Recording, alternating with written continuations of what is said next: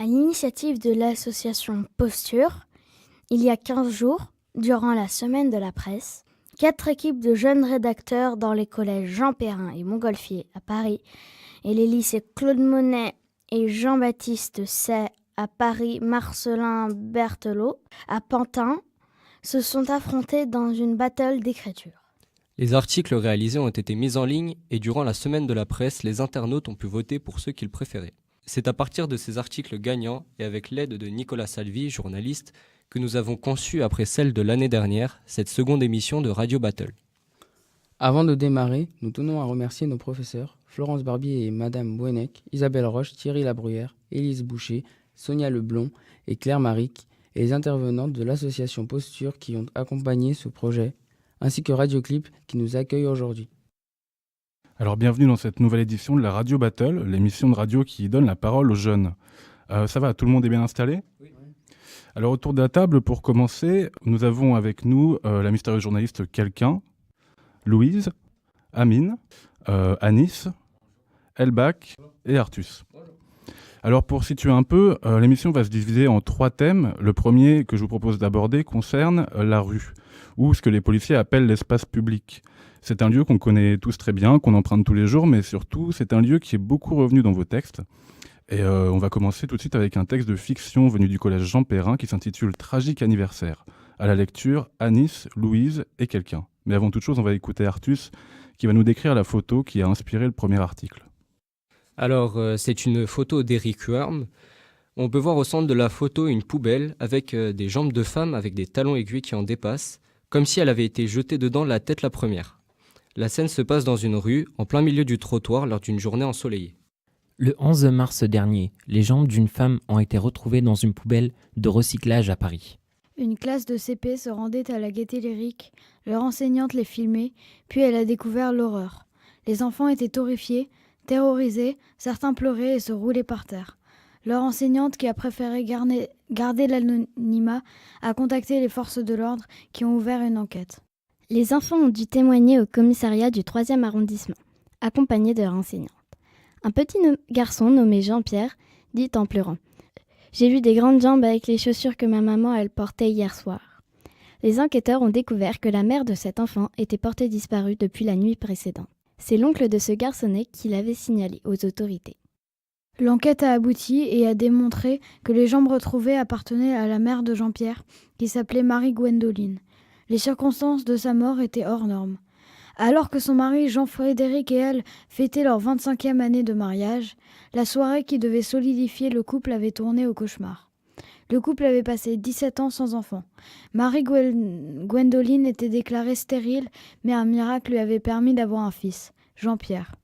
Or, depuis peu, le couple était dans la tourmente. Il était au bord du divorce.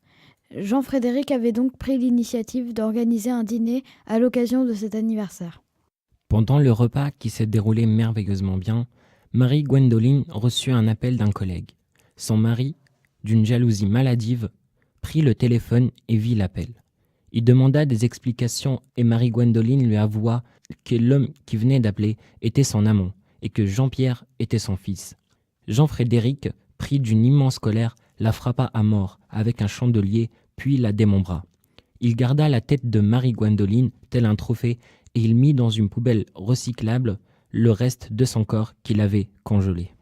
Jean-Frédéric a essayé de s'enfuir, mais il a été intercepté par les forces de l'ordre et a été interné à perpétuité dans un hôpital psychiatrique. Le petit garçon est désormais sous la responsabilité de ses grands-parents. Jean-Frédéric était fan du conte de Barbe Bleue depuis sa plus tendre enfance. Pour lui, Barbe Bleue était un héros, un modèle. Ainsi se termine cette histoire insolite et tragique. Heureusement, il n'y a pas que des jambes de femmes dans les rues de Paris, il y a aussi des mosaïques en forme d'extraterrestres. C'est ce que vont nous expliquer Louise et Quelqu'un en nous lisant leur reportage « Un autoportrait d'Invader, rue Volta ». Les envahisseurs de l'espace ont attaqué notre quartier. Vous en avez sûrement déjà vu, de ces mosaïques qui représentent majoritairement des petites créatures du jeu de vidéo Space Invader. La dernière est arrivée il y a 2 semaines. Elle est dans la rue Volta, à Paris, dans le 3e, à côté du théâtre du Marais. Selon notre enquête, le papa de ces petits monstres vient la nuit pour coller ces mosaïques. Il est masqué, seul. Parfois, s'il opère le jour, il met un gilet fluo pour se faire passer pour un ouvrier municipal, car ce qu'il fait est interdit par la loi. Mais nous, on aime, on les cherche même. Il y a une application, Flash Invader, où on doit les prendre en photo pour gagner des points. Invader, le nom d'artiste du créateur de ces mosaïques, fait aussi des personnages en fonction du nom des rues ou du quartier. S'il y a la Seine, il fera des poissons, par exemple. Gare de l'Est, on pourrait imaginer qu'il crée un train, mais non, il a choisi la tête de Peter Pan. Rue Volta, c'est unique. Il a réalisé rien que pour nous un autoportrait où on le voit, son échelle sous le bras, devant un mur avec son masque. La mosaïque vaut 100 points sur la pli, ce qui est rare. Certains évalueraient ses œuvres à plus de 10 000 euros. Miss XXX croit avoir croisé l'artiste le 28 février en rentrant du collège Montgolfier à 17h30. On se penche cette fois-ci sur le trottoir avec Amine qui va nous lire son texte qui s'appelle « Mets-toi à sa place ». Au dialogue, Anis. Gilbert et Eric, 2 garçons de 6e, se promènent dans les rues de Paris. Rue du Verbois, dans le 3e pour être précis. Nous sommes le 15 février, il fait froid, il fait moins 5 degrés. Personne n'est dehors, il fait beaucoup trop froid. Eric sursaute en voyant bouger quelque chose sous une couverture. Il regarde de plus près et la chose s'avère être un homme. Jeune, un peu sale mais plutôt bien habillé pour un SDF. Et Eric se met à rigoler. Il est même pas fichu de se trouver une chambre. Ce n'est pas gentil de rigoler, mets-toi à sa place, dit Gilbert. Avant de critiquer, il faut se mettre à la place des gens. Tu ne sais pas ce que cet homme a vécu et ce qu'il a fait pour se retrouver dehors. Aujourd'hui, il y a plus en plus de gens qui vivent dans la rue, malgré les aides des associations.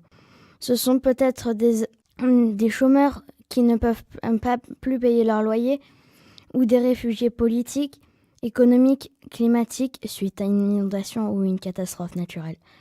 Il y a aussi des cas de toxicomanes qui dépensent tout leur argent pour de la drogue, des gens rejetés par tous qui sombrent dans l'alcool. Je connais même l'histoire d'un SDF qui a perdu sa femme et qui a dépensé beaucoup d'argent pour son enterrement. Du coup, aujourd'hui, il est pauvre et a sombré dans l'alcool. Il vit devant le Lidl du 2e arrondissement. Et là, on se met à sa place, et à la place de beaucoup d'autres encore, et on se dit, c'est dur. Pendant les ateliers organisés par Posture, vous avez été nombreux à évoquer l'affaire Théo, du nom de ce jeune d'Aulnay-sous-Bois qui a été victime d'un viol présumé par la police. On va commencer cette série de 3 textes sur Théo par une brève, sous la forme de mots croisés qui sera lu par Elbach, et on enchaînera directement avec Anis, qui nous lira son article intitulé « Policiers et jeunes, quel rapport ?» Autorité, peur, blocus, solidarité, manifestation, justice, Théo. Agression, violence, police.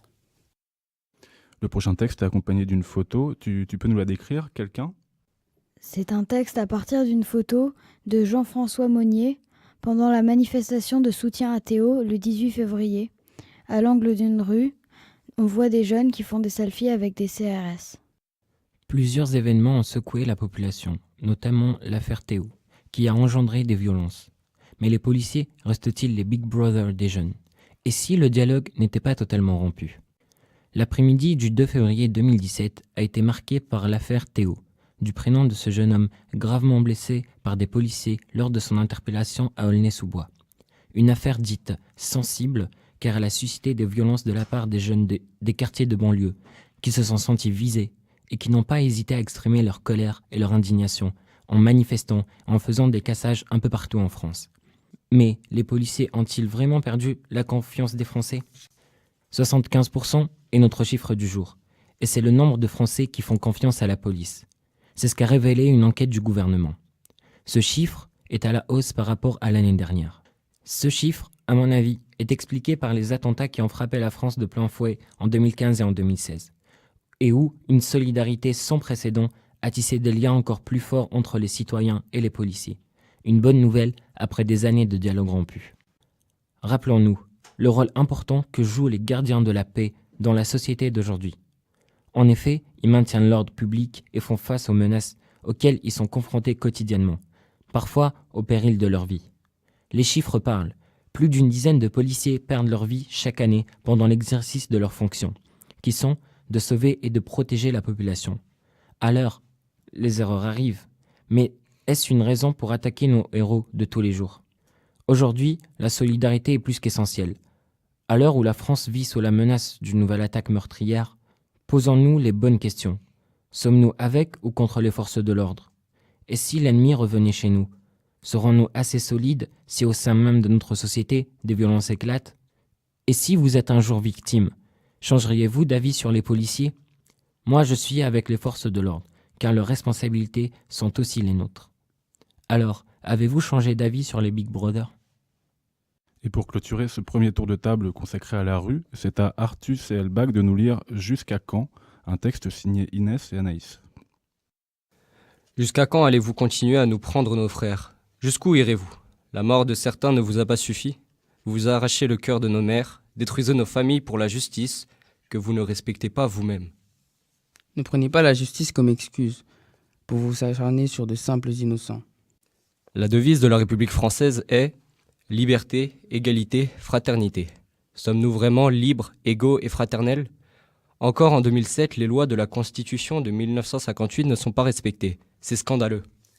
Wassim Eliamnin, habitant de Clermont-Ferrand, a été violemment arrêté par 2 policiers la nuit du 1er janvier 2012.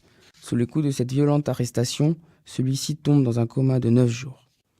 Abdoulaye Camara, habitant du Havre, s'est fait tirer dessus 23 fois d'affilée dans la nuit du 15 au 16 décembre 2014 par 2 policiers de l'unité canine légère UCL. Adama Traoré, jeune de 24 ans, habitant de Beaumont-sur-Oise, a été abattu à mort le 19 juillet 2016. D'après les forces de l'ordre du commissariat de Persan, cet homicide est involontaire. Théo Luaka, jeune de 22 ans, habitant dans la cité des 3000 à Aulnay-sous-Bois, aurait été violé par des policiers lors d'un contrôle d'identité qui aurait dégénéré le 2 février 2017. Nous n'avons cité que 4 affaires d'homicide et de viol. Mais en réalité, il y en a beaucoup plus. L'injustice et la violence policière courent nos rues chaque journée. Ça devient pesant de voir nos frères se faire contrôler chaque jour. La Déclaration universelle des droits de l'homme affirme par l'article 1 « Tous les êtres humains naissent libres et égaux en dignité et en droit. Ils sont doués de raison et de conscience et doivent agir les uns envers les autres dans un esprit de fraternité. » Article 3. Tout individu a droit à la vie, à la liberté et à la sûreté de sa personne. Article 5. Nul ne sera soumis à la torture, ni à des peines ou traitements cruels, inhumains ou dégradants. Article 2.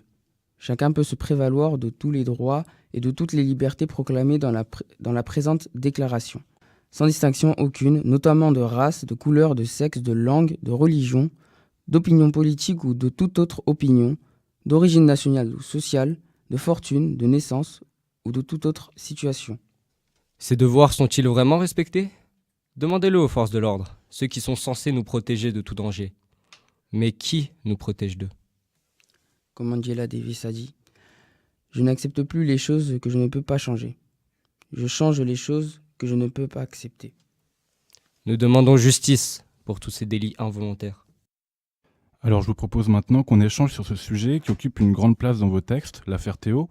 C'est une affaire qui vous a marqué, vous? Certains lycées ont été bloqués en réponse à cet événement. Qu'en pensez-vous? Oui, Anis?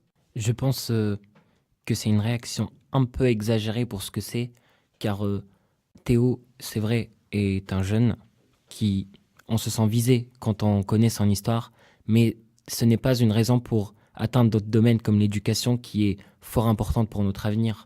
Et je trouve cette réaction un peu inadmissible pour moi. Oui, Artus. Pour moi, c'est plus inapproprié parce que le lycée Claude Monet a été bloqué 2 jeudis de 2 semaines d'affilée. C'est vrai qu'au début, c'est un peu marrant, t'as pas cours, tout ça, mais ensuite, quand tu arrives sur le lieu après t'être levé à 7h et que tu te rends compte que tu es venu pour rien, en fait, alors que tu aurais pu faire la grasse matinée, c'est un peu rageant. Et qu'après, tu te rends compte que tu loupes des cours et que les contrôles arrivent finalement plus vite que prévu. Anis, oui. Oui, moi je suis dans un lycée qu'on pourrait dire de banlieue et on n'a pas fait de blocus. On nous a prévenu qu'il y aurait d'autres blocus dans d'autres lycées, mais nous on n'a pas été touchés. On nous a expliqué que c'est certes une affaire désolante pour certains et que ça ne devrait pas nous arrêter là et qu'on devrait continuer nos études. Et si on veut exprimer notre colère, ce serait plutôt par des manifestations on va dire, tranquille, qu'il n'y aurait pas de cassage dans la rue. Elbach. Ouais, en plus, la plupart de ceux qui font des blocus, ils savent même pas, ils connaissent pas l'affaire Théo. Ils font ça parce que, je dis pas la plupart, mais il y en a beaucoup en tout cas, ils font ça pour pas avoir cours. S'ils veulent vraiment pas avoir cours et se sentir utiles et moins culpabilisés, qui font un événement sur Facebook et, je sais pas moi, faire une manifestation, comme il l'a dit, calme et pacifique, mais tout en relayant un message. Parce que si on fait un blocus, par exemple, dans notre lycée, ça a servi à rien parce que à ne pas avoir cours parce que on en a entendu parler nulle part. Par exemple, dans Google, je suis allé sur Google pour voir quel lycée avait fait blocus. On avait fait blocus, il n'y avait même pas notre lycée sur Google. Donc ça sert à rien. Tu veux dire quelque chose, Alice? C'est pas ça qui va soigner Théo ou lui rendre justice. Enfin, il n'y a pas beaucoup de personnes qui en parlent dans les médias, par exemple. Il faudrait mieux faire des manifestations, mais sans vraiment que aucun policier ou CRS ait droit sur les manifestants. Tu voudrais faire des manifestations où il n'y a aucune violence et qui permettrait du coup, qui ne donnerait aucun prétexte à la police d'intervenir, c'est ça? Oui. Oui, Amine. Il y a aussi les manifestants, ils cherchent un peu les policiers. Par exemple, les casseurs qui lançaient des cocktails Molotov et quand ils jetaient des objets, ça ne servait à rien. Elbach. Ouais, manifestants et casseurs, c'est pas la même. Aussi, pour rebondir sur ce que tu as dit, enfin non, pour dire l'affaire Théo, ça m'a pas vraiment choqué. C'est grave, c'est vrai, mais ça m'a pas choqué plus que ça, parce qu'il y a d'autres choses qui arrivent. Ce qui m'a plus choqué, c'est quand on a dit une semaine plus tard que c'était peut-être involontaire, parce que faut le faire quand même pour faire un trou de 10 cm involontairement. J'aimerais bien voir comment il l'a fait involontairement quand même. Oui, Anis. Je trouve aussi que l'attitude qu'a eu les policiers pour faire un tel acte est inadmissible, car comme mon camarade a cité, plusieurs affaires ont eu lieu et qui ont pour origine, entre parenthèses, le racisme dont sont victimes plusieurs jeunes de quartier. Et justement, car beaucoup de préjugés existent sur les jeunes de banlieue, comme ils se concentrent pas sur les études, ils font que des cassages, ils ont de mauvaises mentalités. Et je trouve aussi que voilà, tous les policiers ne sont pas concernés. Il ne faut pas généraliser, mais que quand même une bonne partie ont commis, même s'ils ne sont pas rendus publics, ou comme l'affaire Théo, qui ont commis des gestes, mais qui ne sont pas cités et qui n'ont pas été corrigés. Car si un policier, par exemple, fait une telle arrestation ou prend une telle attitude lors d'une arrestation et il n'est pas puni, on trouve ça quand même, on se sent pas vraiment en sécurité, en sachant que ce policier-là sera remis dans sa section et continuera à arrêter les gens. Oui, quelqu'un? C'est pas normal qu'on sache rien sur ce qui s'est passé au niveau des policiers. On sait rien sur comment ils ont été jugés ou s'ils ont été jugés. On sait rien sur leur peine ou sur ce qu'ils vont devoir faire ou où ils vont devoir aller. Si ça se trouve, ils vont continuer à être policiers et ils vont continuer à faire des choses comme ça. Elbach. Ouais, je pense pas qu'ils vont être policiers parce que c'est assez grave quand même. Mais c'est pour rebondir sur ce qu'il a dit tout à l'heure. Ce qui est grave, c'est aussi à la vitesse à laquelle va l'affaire, parce que d'un côté, il y a Théo qui s'est fait peut-être violer, parce qu'il y a la présomption d'innocence, donc il faut pas oublier ça. Peut-être qu'il s'est fait violer. Ça va peut-être prendre plusieurs mois à ce que la sanction tombe, mais du coup, le policier, il est pas en prison. Je pense qu'il a été remis en liberté. Il n'a pas été remis dans son service, mais il a été remis en liberté. Ça veut dire que demain, je me balade, je peux le voir demain.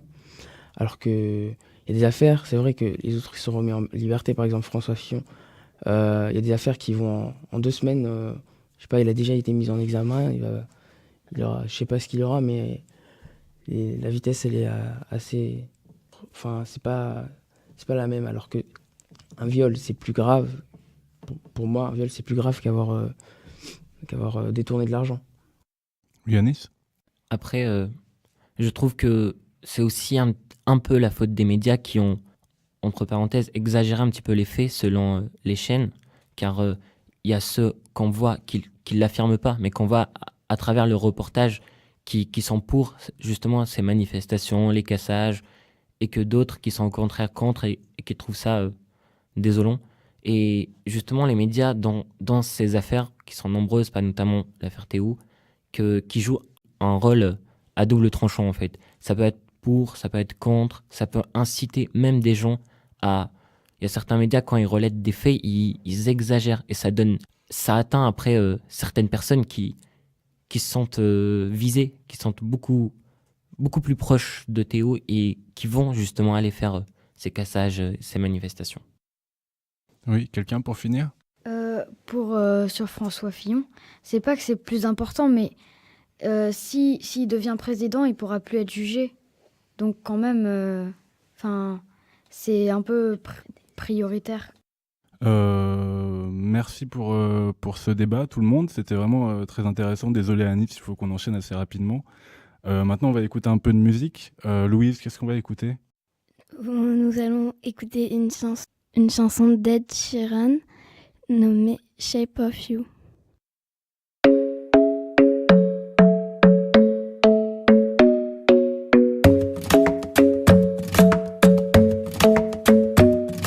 The club isn't the best place to find a lover, so the bar is where I go. Me and my friends at the table doing shots, tripping fast, and then we talk slow. And you come over and start up a conversation with just me, and trust me, I'll give it a chance. Now take my hand, stop it, and the man on the jukebox, and then we start to dance. And now I'm singing like, girl, you know I want your love. Your love was handmade for somebody like me. Come on now, follow my lead. I may be crazy, don't mind me. Say, boy, let's not talk too much. Grab on my waist and put that body on me. Come on now, follow my lead. Come on now, follow my lead. I'm in love with the shape of you. We push and pull like a magnet do. Although my heart is falling too. I'm in love with your body. And last night you were in my room. And now my bedsheets smell like you. Every day discovering something brand new. Well, I'm in love with your body. Oh, I, oh, I, oh, I, oh, I. Well, I'm in love with your body. Oh, I, oh, I, oh, I, oh, I. Well, I'm in love with your body. Oh, I, oh, I, oh, I, oh, I. Well, I'm in love with your body. Every day discovering something brand new. I'm in love with the shape of you. When we came, we let the story begin. We're going out on our first date. You and me are thrifty, so go all you can eat. Fill up your bag and I fill up the plate. We talk for hours and hours about the sweet and the sour and how your family's doing okay. And leaving, getting a taxi, kissing the backseat, tell the driver make the radio play. And I'm singing like, girl, you know I want your love. Your love was handmade for somebody like me. Come on now, follow my lead. I may be crazy, don't mind me. Say, boy, let's not talk too much. Grab on my waist and put that body on me. Come on now, follow my lead. Come on now, follow my lead. I'm in love with the shape of you. We push and pull like a magnet do. Although my heart is falling too. I'm in love with your body. Last night you were in my room. And now my bedsheets smell like you. Every day discovering something brand new. Well, I'm in love with your body. Oh, I, oh, I, oh, I, oh, I. I'm in love with your body. Oh, I, oh, I, oh, I, oh, I. I'm in love with your body. Oh, I, oh, I, oh, I, oh, I. I'm in love with your body.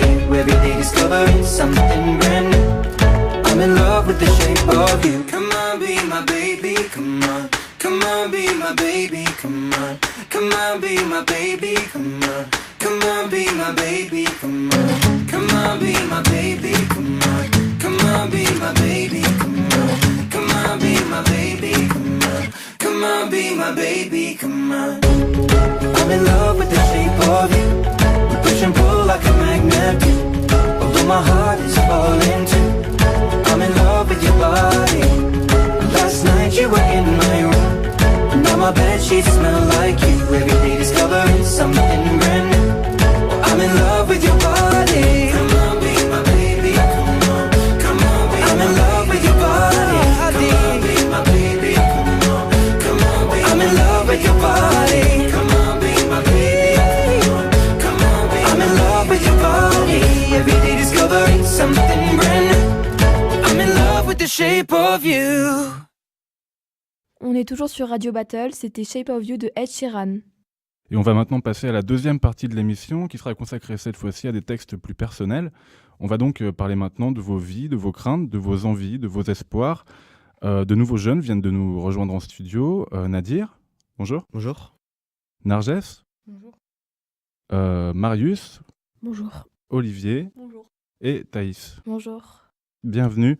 On démarre avec un texte qui est un poème intitulé « Majeur », écrit par Salman Ali, Alain Bandurski et Kaïs Gezoui. C'est à vous, Nadir et Narges. Avoir 20 ans, ça se corse. Avoir 20 ans, faut se préparer.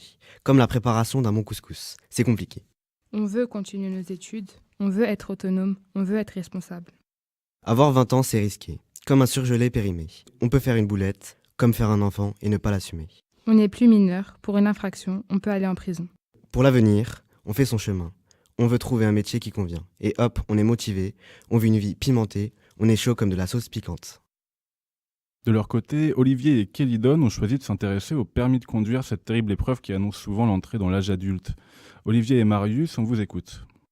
Ce n'est un secret pour personne, le permis de conduire est accessible seulement aux majeurs de 18 ans. Certaines personnes ont dû le passer plus d'une centaine de fois pour l'obtenir, elles sont quand même très motivées. Je vais vous expliquer à ma sauce à la sauce piquante. Pas si piquante que ça en fait.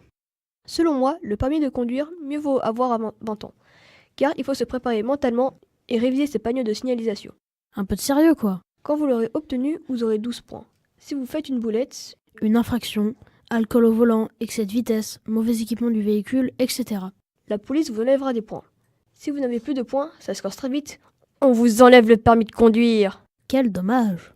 Attention, c'est le moment émotion. Donc vous devez suivre le chemin qui vous a été tracé, comme pour toute personne qui a fait le sien. Et hop, comme ça on évite de perdre le permis de conduire, car on vous a tout dit. On va maintenant se poser une question que l'humanité se pose depuis la nuit des temps. Comment garder son couple ? Un texte du collectif d'auteurs MAM, composé de Marwa, Amira et Mounia, que vont nous lire Thaïs et Nadir. Pour garder sa meuf, ne surtout pas être collant, ne pas l'ignorer, ne pas être trop gentil, ne pas la tromper, ne pas lui mentir, ne pas la comparer à son ex, ne pas avoir de meilleure amie, ne jamais oublier son anniversaire, la traiter comme une princesse, lui donner confiance en elle, répondre aux appels et SMS vite, ranger sa fierté, la laisser vivre, la faire rire. Pour garder son mec, ne pas lui demander tout, ne pas être soumise, ne pas lui interdire trop de choses, ne pas le tromper, ne pas être proche de ses copains, ne jamais le comparer à sa mère. Devenir sa confidente et s'intéresser à lui, toujours avoir un côté inaccessible. Tout lui dire, être franche et honnête, être possessif mais pas trop. Laissez-lui sa liberté. Rester positif et entreprenante. Prendre soin de lui, chercher à lui plaire. Au final, il existe des points communs pour garder son copain ou sa copine. Un conseil, toujours s'aimer et croire en son couple. Dans un autre texte, Pommier et Stalfors nous parlent de Kylian, un jeune homme qui va tenter sa chance pour devenir footballeur professionnel à Monaco. À la lecture, Marius et Olivier. Aujourd'hui, nous sommes partis à la recherche du jeune Kylian, un espoir de 15 ans au centre de formation de Monaco. Repéré à l'âge de 13 ans, nous avons reçu son témoignage. À 13 ans, je suis parti en détection à Monaco. Ma mère a dû renoncer à sa nouvelle cuisine pour payer les frais de ma formation. Aujourd'hui, je rêve d'être footballeur professionnel pour lui rendre la monnaie de sa pièce. Je sais que le chemin sera long car des jeunes comme moi, il y en a des milliers en France. Et nous avons tous le même rêve. C'est pourquoi je m'entraîne durement. Je ne vois aucune autre issue, j'ai un seul but. Ma famille me manque énormément. J'essaie de rester en contact avec eux le plus possible, mais nos emplois du temps sont très stricts, nos entraînements sont très structurés. C'est ultra chargé.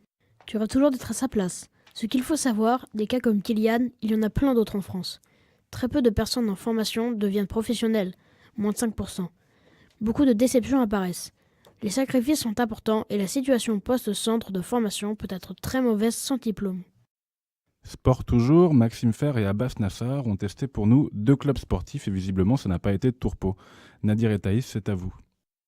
Puisque nous avons été obligés de tester un club de sport alors que nous détestions ça, nous allons carrément vous en présenter 2, et ça, spécialement pour vous. Un club de tennis et un club de boxe, car nous sommes pas des mauviettes. Si vous voulez vous prendre une balle pile entre les jambes, c'est ce qui nous est arrivé, il y a le club de tennis qui se situe dans le 13e arrondissement, à la porte de Choisy. Il y a 2 terrains de tennis en intérieur et aussi plusieurs terrains pour le sport, foot, basket, ping-pong, rugby. C'est pour enfants, ados et adultes. Mais si vous préférez vous prendre un point entre les 2 yeux, ce qui nous est arrivé plusieurs fois, il y a le club de boxe qui vous ouvre grand ses portes.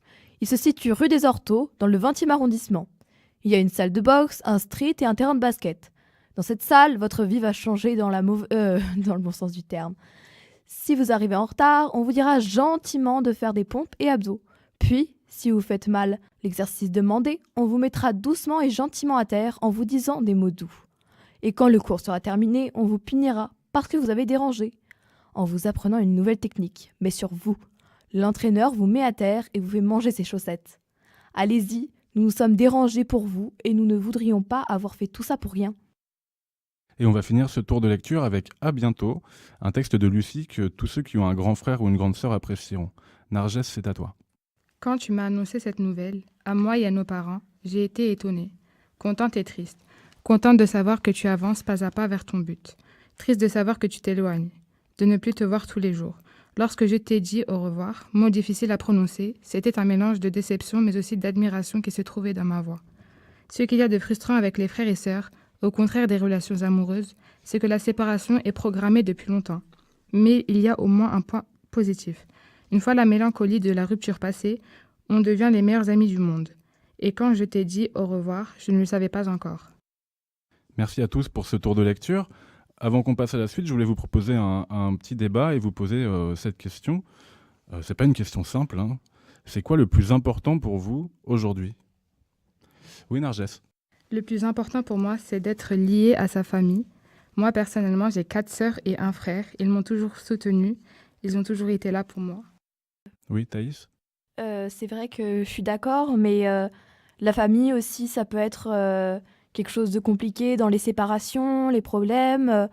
Après, je pense que l'important dans ce genre de situation, c'est qu'il ne faut pas rester sur cette période et aller de l'avant face à des déceptions qu'on peut avoir.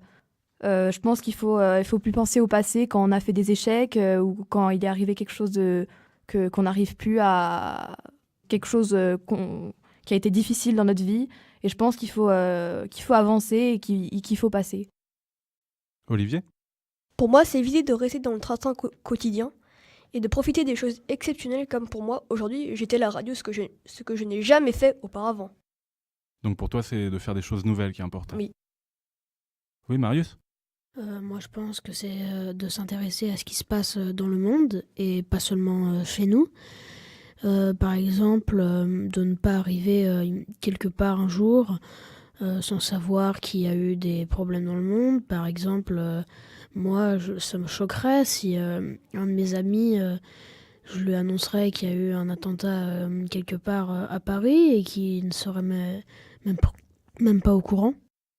Donc pour toi, ce qui est important, c'est d'être toujours en contact avec ce qui se passe dans le reste du monde ? Oui, c'est ça. Moi, je voulais vous dire que je suis d'accord avec mes camarades, mais une petite contrainte de la vie, c'est par exemple, nous, en tant qu'élèves de seconde, un choix qui est vraiment difficile, c'est l'avenir professionnel pour son orientation. On nous demande de choisir quelque chose, soit elle, c'est encore plein d'autres alternatives, ce qui est vraiment difficile à notre âge, car c'est ce qui lie à notre destin, qui nous guide jusqu'à vraiment très longtemps. Et c'est un choix difficile pour toi ? Oui, franchement, oui. Et j'hésite encore à quoi... Je sais pas encore. Voilà. Rien à ajouter autour de la table ? Non. Non ? Non. Bah, merci beaucoup d'avoir partagé tout ça avec nous. Maintenant, on va passer à un morceau de musique. Narges, on écoute quoi ?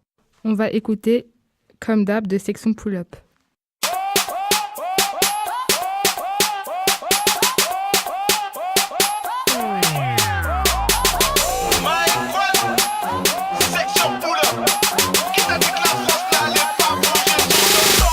Comme d'hab, écoutez, lâche ta moula. J'ai du saut en l'air, maintenant casse, on arrive comme d'hab. Écoutez, lâche ta moula. J'ai du saut en l'air, maintenant casse.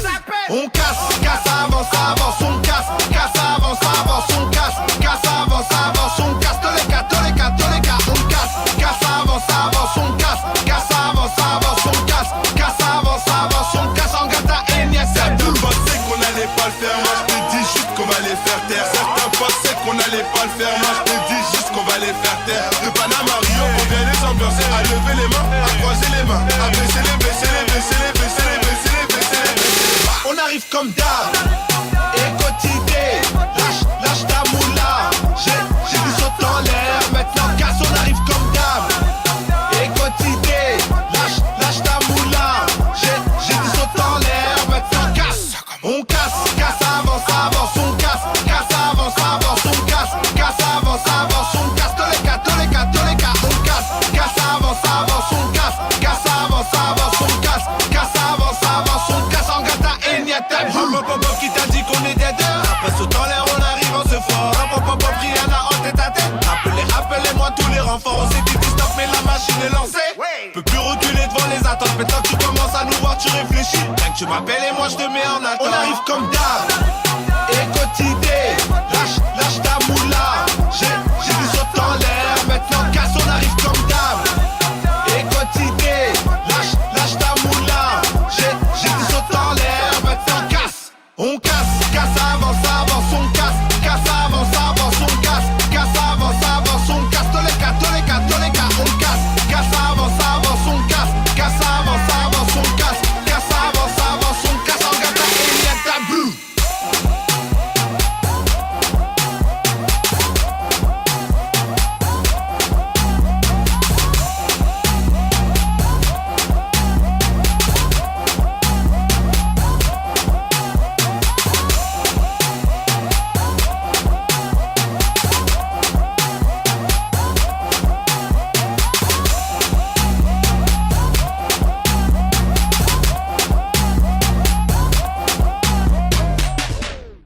C'était comme d'hab, de section pull-up.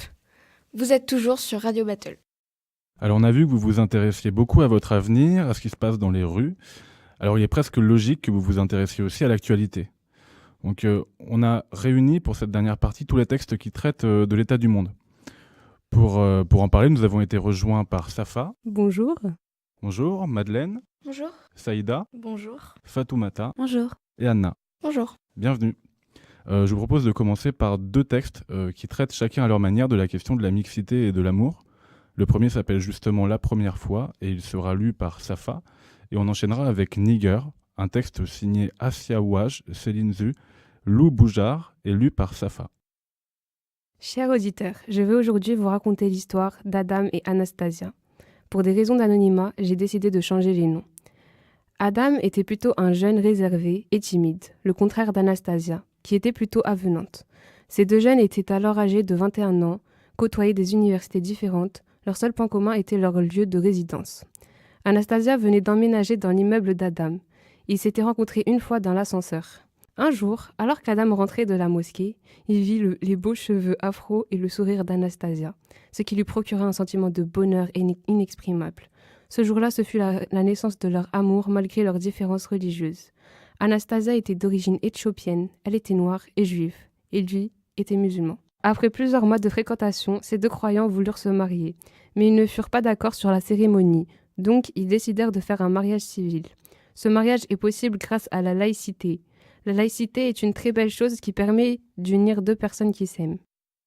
Et le prochain texte est accompagné d'une photo. Tu veux bien nous la décrire, Madeleine ? C'est une photo de Timothy A. Clary pour l'AFP, prise à Stanford, dans le Connecticut. Le 14 février 2017, Heather Lindsay, qui est blanche, et son mari Lexen Charles, qui est noir, ont découvert l'inscription raciste « négro » sur la porte de leur garage. Ils ont reçu une amende pour avoir refusé de l'effacer. Et donc à la lecture du texte, c'est Saïda et Fatoumata. En ce matin de mars, nous retrouvons Martin et Marine. Ils ont été victimes de vandalisme en rentrant chez eux et ils ont constaté l'inscription Nigger sur la porte de leur garage. Les actes racistes se font de plus en plus fréquents ces dernières années. Ce couple n'en est pas à son premier constat de vandalisme et ils ont décidé de témoigner. Martin. En arrivant ici, on savait que tout ne serait pas parfait car nous connaissions la réputation de ce quartier, mais nous avions l'espoir que tout se passerait bien. Marine. Je n'ai plus foi en l'espèce humaine. C'était mieux avant. Aujourd'hui, nous savons que Martin et Marine ne sont pas un cas isolé. Ils ont porté plainte, mais savent pertinemment que les poursuites seront rapidement abandonnées et que l'on ne recherchera pas vraiment les coupables. Dans le monde, il n'existe qu'une seule race, la race humaine. On n'a pas le droit de se baser sur les différences physiques, de couleur de peau, traits du visage, taille, etc. Personne ne peut humilier une autre personne. Chacun a le droit à sa dignité.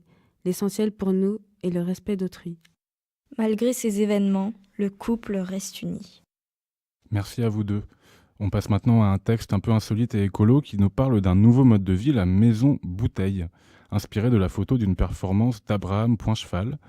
C'est signé Jonathan Soth et Jolan Brizard, à la lecture Fatoumata et Saïda. Aujourd'hui, nous avons découvert Roger vivant dans une maison bouteille. À côté de Villeneuve-sur-Mer, nous tombons sur une bouteille géante sur une plage. Cette bouteille est aussi grande qu'un appartement. Ce concept, créé par Bottle Industry, basé en Amérique du Nord, se répand de plus en plus à travers le monde. Nous demandons à Roger les raisons d'une telle habitation. Cette maison est un moyen de survie face à la montée des eaux et aussi un moyen de lutter contre la pollution des océans. En effet, cette maison est fabriquée à partir de verre recyclé et conçue pour pouvoir flotter. Ces formes font référence aux bouteilles à la mer. Le slogan porté par Bottle Industry est « Soyons le message pour les générations futures ». Un des événements de l'année a été l'apparition de Pokémon Go, ce jeu capable de créer des mouvements de foule ou même de vous envoyer à l'autre bout du monde sans vous prévenir. On va maintenant écouter un texte d'Anna Gottsman qui est avec nous pour nous lire des Pokémon à tout prix. Mais avant, Safa va nous décrire la photo qui a inspiré l'article. Un homme, dont on ne voit au premier plan que les mains, tenant son téléphone portable, joue à Pokémon Go dans les décombres, à Douma, ville contrôlée par les rebelles syriens. 8 mois environ après l'apparition de Pokémon Go, un jeu ayant fait le tour du net, il faut que ça sorte. Ce jeu est dangereux. Car en effet, certains joueurs risquent leur vie pour attraper ces petites créatures. Ces mains au premier plan doivent certainement appartenir à un joueur addictif et audacieux qui aurait, guidé par son téléphone, traversé des territoires et des territoires, jusqu'à la Syrie ou l'Irak peut-être. Il serait alors arrivé dans un bâtiment en ruine récemment bombardé et aurait, à son grand bonheur, enfin trouvé l'objet de sa quête, un Pokémon. Mais il n'a rien vu du tumulte, du désordre et du saccage de la guerre. Il sera resté dans sa bulle du départ jusqu'à l'arrivée. Il n'aura pas réagi aux paysages horribles et dévastés qu'il aura traversés.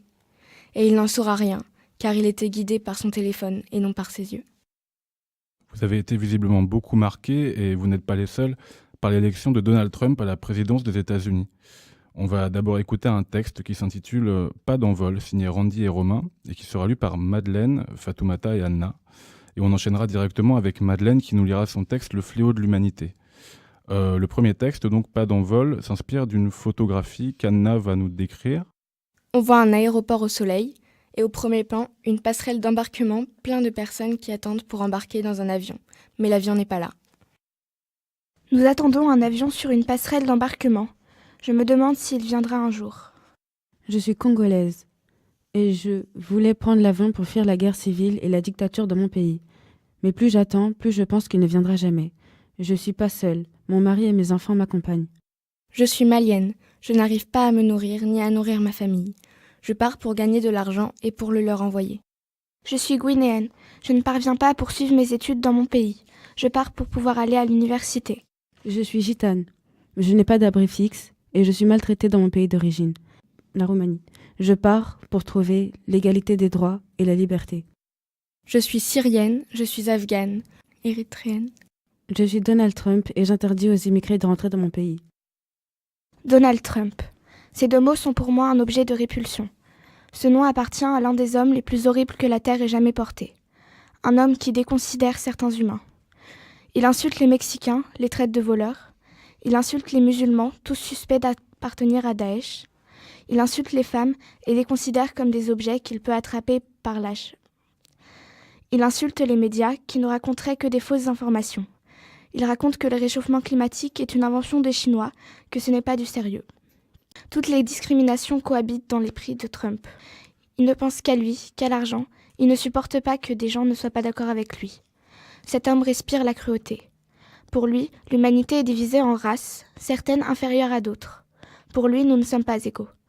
Le fait qu'il soit à la tête d'un des pays les plus puissants rend les choses encore plus horribles. Donald Trump se construit comme un dictateur. S'il ne veut plus voir de diversité autour de lui, il n'a qu'à se retirer en Antarctique avec sa petite famille, ce qui nous ficherait la paix.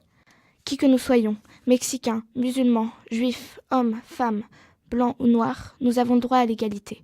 Nous avons le droit d'être libres. Et ce n'est pas un homme qui se prend pour Dieu comme Trump qui va empêcher la population de se battre pour ses droits. Retour en France maintenant avec un texte signé Zoumana et Guillaume. Ça s'appelle Le fond de l'air effraie et c'est lu par Madeleine et Safa. On vous écoute. Nous allons vous parler de Marine Le Pen. La France a toujours été un pays libre, un pays d'égalité et de fraternité. Marine Le Pen, dirigeant le Front National, fait partie de l'extrême droite. Elle voudrait instaurer une préférence nationale. Dans son programme, elle décide de favoriser toutes les personnes ayant la nationalité française et de défavoriser les étrangers. Elle voudrait interdire aux immigrés de résider en France. Elle voudrait les renvoyer dans leur pays d'origine. N'est-ce pas une forme de racisme ? Donald Trump, qui a été très fort dans les idées racistes, a été élu. Cela donne peut-être confiance à Marine Le Pen. Mais pour nous, liberté, égalité, mixité, c'est la France. Pour ceux qui peuvent aller voter, ne votez pas Marine Le Pen. Heureusement, il existe de nombreuses alternatives à Marine Le Pen. On pourrait par exemple voter pour Arwin Soft, qui va nous lire son programme « Moi présidente ». On t'écoute. Moi, présidente, ma première préoccupation serait l'éducation, car c'est ce qui fait la personne que nous serons, et c'est nous qui faisons la société. Je supprimerai les 2 premières sections de la maternelle et n'en mettrai qu'une seule, dans laquelle les petits apprendraient dès le plus jeune âge à lire et écrire. Les enseignants devront leur apprendre le respect d'autrui, les bonnes manières et les gestes, l'entretien de la mère nature et des animaux, etc. Les matières au collège et lycée seraient beaucoup plus variées. Cinéma, chansons, rap, enseignement d'instruments de musique, sports variés, etc. pour que chaque intelligence de chaque élève puisse bien se développer. Nous rajouterons aussi plus de technologie dans les classes et plus de clubs dans les collèges et lycées. Ma seconde préoccupation serait l'écologie. Car pour pouvoir vivre dans une bonne société avec une bonne santé, il faut un bon environnement. Je favoriserai les véhicules électriques et les vélos.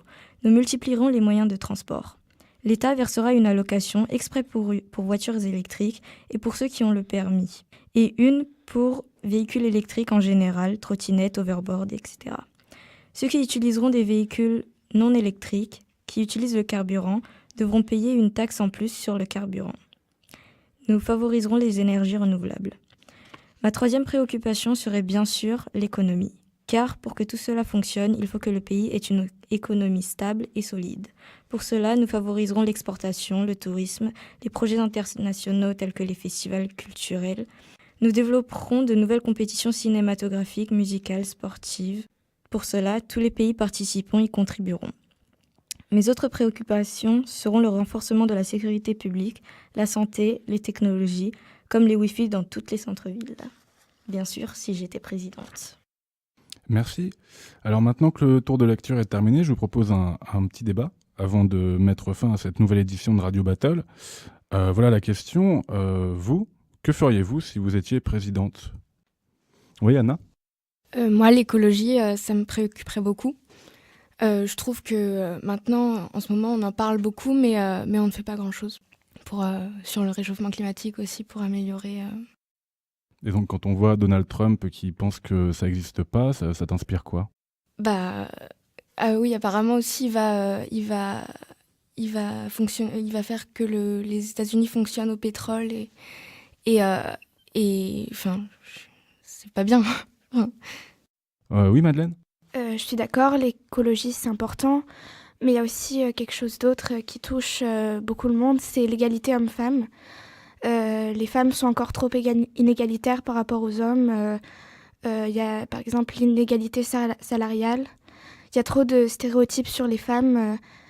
On a encore trop l'image de la femme au foyer qui s'occupe des enfants et qui fait le ménage, et de l'homme qui travaille pour amener de l'argent à la maison. Et il faudrait que les femmes s'affirment plus pour montrer qu'elles sont égales aux hommes. Donc tu penses que ce serait important qu'une femme soit élue présidente de la République, par exemple ? Oui, ce serait une bonne chose. Vous êtes d'accord ? Oui. Et toi, Fatoumata, c'est quoi ton programme politique si jamais tu étais présidente ? Moi, je suis d'accord avec Madeleine quand elle dit qu'il y a des discriminations entre les hommes et les femmes. Il y a beaucoup de discriminations, par exemple, à l'embauche. Les patrons, en général, emploient beaucoup plus d'hommes que de femmes, soi-disant parce qu'ils travaillent mieux ou plus longtemps. Voilà. Qu'est-ce que ça t'inspire, Safa ? Je suis d'accord avec tout le monde et je trouve que si j'aurais été présidente, j'aurais montré l'exemple autant que femme pour aider les autres à encourager les autres à faire moins de discrimination envers ce sujet. J'hésitais à vous poser une autre question que j'aurais peut-être dû poser d'abord. C'est est-ce que vous aimeriez être présidente de la République? Je vois que tu fais non de la tête, Saïda.